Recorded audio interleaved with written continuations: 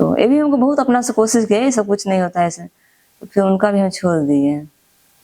उसके बाद फिर कन्हैया डॉक्टर हैं, नहीं एक और एम्स का डॉक्टर है दिल्ली के, अच्छा, साइकियाट्रिस्ट हैं, उनसे दिखवाए, वो भी दवा देते थे। ओके। तो उनसे नहीं हो कुछ ठीक हुआ, दवा मानो तो मौज है, वरना समस्या तो हर रोज है। आज हमारे साथ एक और ओसीडी सफरर हैं जो नेपाल से आए हैं। आपका सुखमणि जी बहुत बहुत शुक्रिया है एहसास हीलिंग सेंटर में। तो आप अपनी ओसीडी के विषय में बचपन से अब तक बताएं कि कैसे शुरू हुई, क्या क्या प्रॉब्लम है, ए टू जेड आप डिस्कस करेंगी और टोटली आपने अपने बारे में बताना है जी।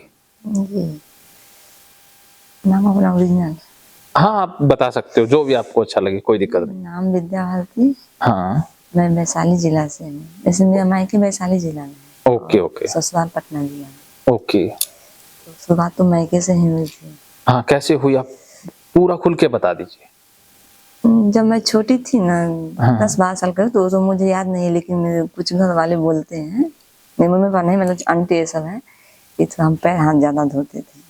अच्छा। कहीं से भी आ गए, कुछ पड़ गया तो धोते थे, वो मुझे याद नहीं है। मुझे जो हम जब मैट्रिक इंटर जब कर रहे थे ना, उस समय से मुझे याद है, पानी के छिट्टे से मुझे बहुत ज्यादा घिरना आते थे। ओके। और उसके बाद टॉयलेट से भी घिरना बहुत ज्यादा, अपना हो या दूसरा को, बहुत ज्यादा घिरना आने लगा। ओके। वो भींगे हाथ मुझे छू दिया, टच कर दिया, तो मैं उस जगह को धो लेती थी। और नहाने में मुझे काफी समय लगता था शुरुआत में। अच्छा। और बहुत देर तक मम्मी पापा भी बोलते थे इतना देर नहाओगे तो काम चलेगा, लेकिन हम लोग पकड़ नहीं पाते थे, ऐसे काहे होता है। किसी का कपड़ा धोया हुआ हम नहीं पहनते थे, खुद से धोते थे वही।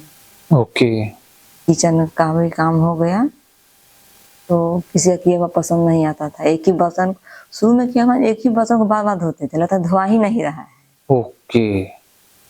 और मम्मी भी धोती थी तो उसको बोलते नहीं तुम ऐसे धो, वो धो कर चल जाती थी स्कूल, उसके बाद फिर मैं धोती थी उस बर्तन को। ओके। किसी को धोने नहीं देते थे, नहीं खुद से हम धोएंगे।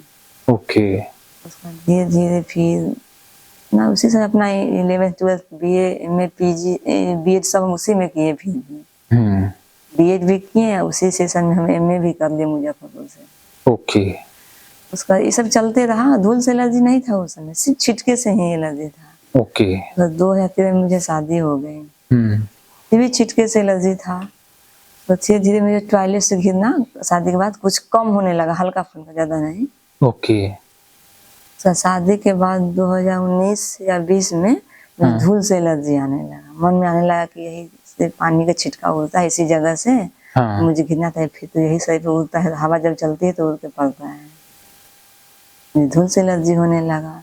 शादी के बाद लोड भी बढ़ने लगा, पति हस्बैंड का लोड, बच्चा का भी लोड, तो सबको तब अपने आप में मुझे बहुत परेशानी होने लगा। मुझे पहले भी परेशानी था, लेकिन अपना अकेली जिंदगी था तो अपना कर लेते थे। ये 2 बच्चे भी हुई, उसके बाद हस्बैंड भी, मुझे काफी परेशानी होने लगी।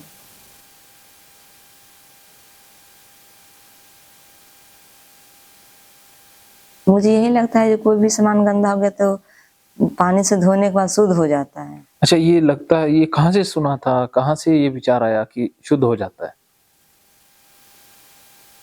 ये तो नहीं पता चला। अच्छा अच्छा अच्छा, ठीक है। तो सबसे ज्यादा चीजें गंदी कौन सी लगती हैं? सबसे ज्यादा चीज जैसे मेरी बउआ है तो खुद से नहाएगी तो मुझे बहुत ज्यादा घिरना आती है। बहुआ मतलब बेटी? हाँ अच्छा। बेटी है, वो खुद से नहाई, मुझे पता नहीं कैसे नहाई, नीचे का छिट्टा उनके बाल्टी में पानी होता है उसमें पड़ गया होगा, फिर उसी से नहा ली। हम तो उसको जग से नहवाते हैं या झरना से नहाते। अच्छा हमेशा आप ही नहवाते उसको, अपने आप नहीं नहाने देते? नहीं। ओके। आज तो नहीं नहाई वो? नहीं, शुरुआत में हमको छिट्टा जमीन से जो होता है ना पानी, उससे ज्यादा हमको शुरुआत में घिरना शुरू हुआ। ओके। उसी से हमको ज्यादा बढ़ते गया। जमीन से जो छिट्टा होता है पानी का, उससे बारिश में और मुझे परेशानी होती है। अच्छा। पहले एग्जाम भी देने जाते थे बाहर 11th 12th का, तो मुझे कहीं बालकोनी से रास्ते से गुजरे तो ऊपर से कहीं का छिटका, तो मुझे मैं बहुत ऐसा देखती थी कहाँ से छिटा आया। और अच्छा पानी है तो मुझे दिक्कत नहीं था ना कि नाली का पानी पाइप से गिरा तो पड़, इसी समय से वो ज्यादा होने लगा, छिट्टा से बहुत ज्यादा थी।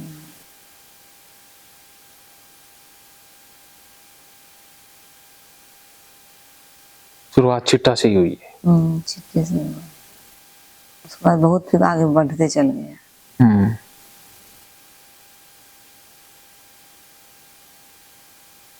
फिर बढ़ते बढ़ते बढ़ते गए।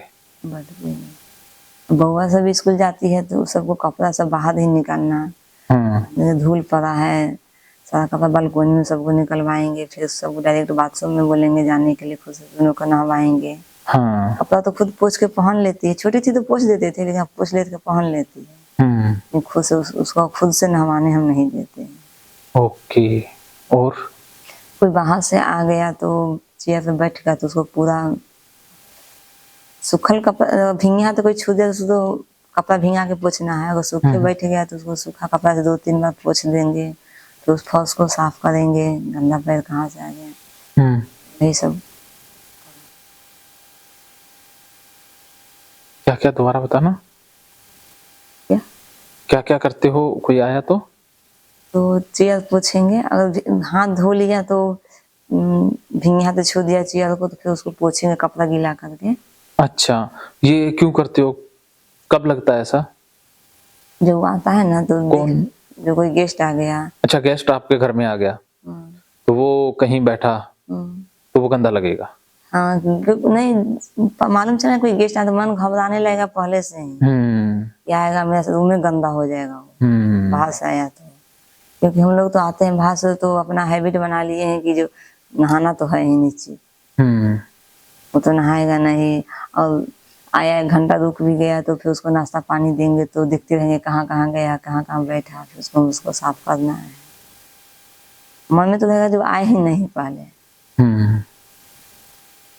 आए तो अपना बैठे के अपना हम साफ कर लेंगे। अच्छा, ना साफ करो तो क्या महसूस होता है? मेरा पूरा घर गंदा हो जाएगा, घर में गंदगी फैल जाएगी जी।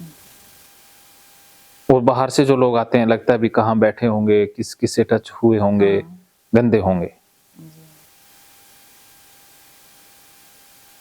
ये सब शुरुआत में नहीं थी, ये सब छिट्टे से थी। लगभग कितने सालों से ये शुरुआत हुई है?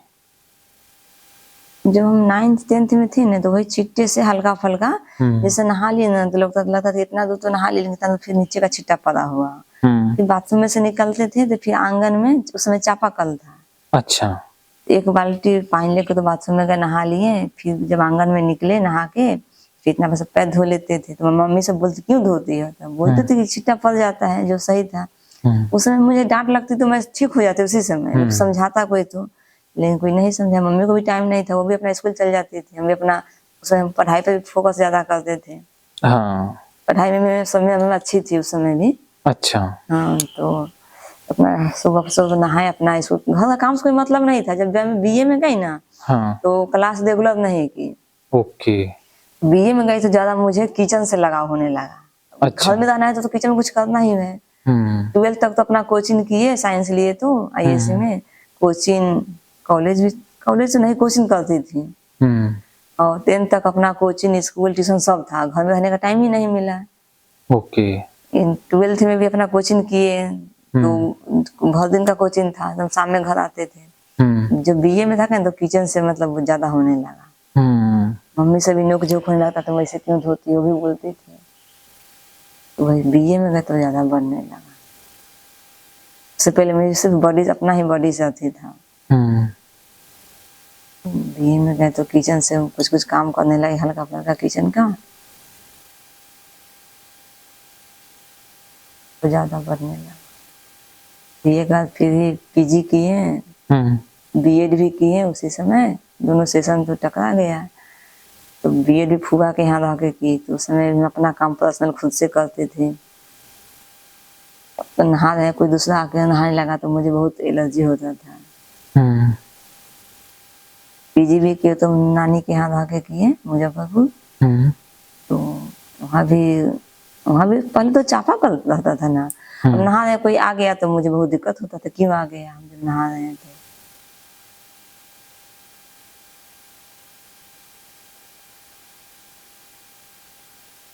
कोई दूसरा नहाए तो भी दिक्कत होता था?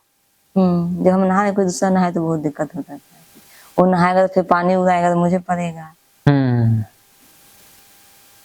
ओके, तो इलाज क्या क्या लिया आपने अभी तक? इलाज तो मैं कितना 2020 में, 20 या 21 में हम, मेरे पापा को जब मालूम चला, उस समय पहले मोबाइल भी बड़ा वाला नहीं ना था, यूट्यूब सब कहाँ था, नहीं था। मेरे पापा को मालूम चला कि ये सब ओसीडी है, तो होम्योपैथिक तो प्रैक्टिस पहले से बहुत दिन पुराना है। तो कुछ दवा ववा बताए होम्योपैथिक दी, अपना हम लोग खाते हैं, कुछ सुधार नहीं बुझाया, छोड़ दिए। दोनों बहन को खिलवाए दवा। अच्छा। बहन को भी हमसे हो गया, उसको नहीं सुधार हुआ। उसके बाद फिर हम लोग मेदांता डॉक्टर पटना में है, अच्छा है, तो उसमें साइकियाट्रिस्ट बैठते हैं, स्पेशल इन्हीं का। तो दिखवाए तो दवा ववा दिए उससे, और हमको, मुझे पाइल्स है तो उसमें दिक्कत होने लगी। बहन को भी दिक्कत होने, उसको भी गैस बने, दवा छोड़ दिए। फिर एक दो बार गए उसके पास, नहीं कुछ भी, छोड़ दिए। ओके। उसके बाद फिर मधुबनी से हम होम्योपैथी दवा लिए। अच्छा, मधुबनी से होम्योपैथिक दवा ली? हाँ, झंझारपुर में हम लोग रहते थे, इनका पोस्टिंग था। तो डॉक्टर साहब बोले कि हाँ ऐसा, हम बहुत सारा झंझारपुर में पेशेंट है, हम ठीक किए हैं। मुझे भी लगा कि ठीक हो जाएगा। मैं वहां से भी दवा खाई तो नहीं कुछ उतना, बोला कि 1 महीना में असर होने लगेगा। तो थोड़ा बहुत हमको क्या बोलते हैं, घबराहट कम बुझाता था। बाकी जो हम करते थे वो सब करते ही जाते थे, कुछ नहीं। फिर भी दवा हम छोड़ दिए, फिर बंद कर दिए। उसके बाद फिर हम, एक लेडीज थी सरिका मैम, साइकियाट्रिस्ट, उनसे दिखवाए। अच्छा। काउंसलिंग लिए उनका।